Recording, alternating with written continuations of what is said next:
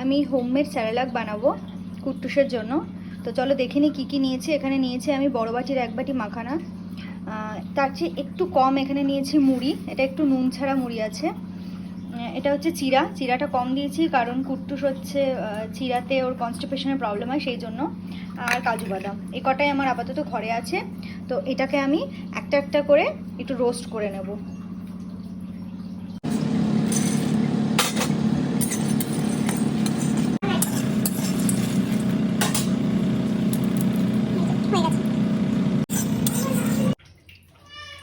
সব আমি এগুলো ড্রাই রোস্ট করে রাখলাম, এগুলো এখন ভীষণ গরম, তো এগুলো এখন ঠান্ডা হওয়ার জন্য আমি অপেক্ষা করব।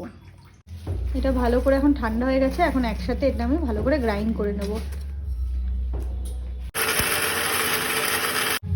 এই যে রেডি।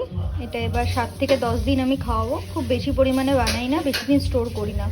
7 থেকে 10 দিন খাইয়ে যতটুকু থাকবে লাস্টে আমি ফেলে দেবো। আমার হোমমেড স্যারেলাক রেডি।